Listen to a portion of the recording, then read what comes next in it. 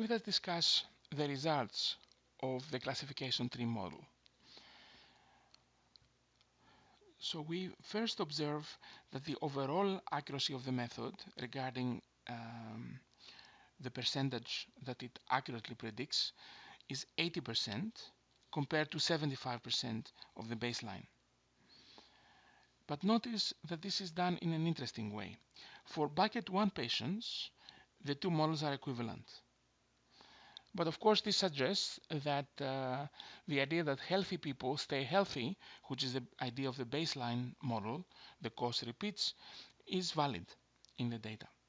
But then for buckets 2 to 5, notice that the accuracy increases substantially. From 31% to 60%, it doubles. From 21% to 53%, more than doubles. And from 19 to 39% doubles. There's an improvement from 23% to 30%, not as big as before, but there is indeed an improvement for bucket 5. But notice the improvement on the penalty. From 0.56 to 0.52 overall, a small improvement in bucket 1, but a significant improvement as we increase on the buckets. For example, here for bucket 5, the penalty error decreases from 188 to 101, a substantial improvement.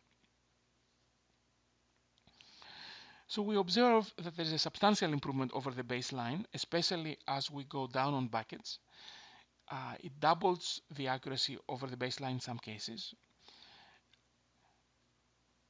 And as we have seen, there's a smaller accuracy improvement on bucket 5, but there's a much lower penalty in the prediction for bucket 5. So what is the edge that analytics provided to D2Hawkeye? First and foremost, there was a substantial improvement in the company's ability to identify patients who need more attention. Another advantage was related to the fact that the model was in fact interpretable by physicians. So the physicians were able to improve the model by identifying new variables and refining existing variables. That led to further improvements. Finally, and quite importantly, the analytics gave the company an edge over the competition using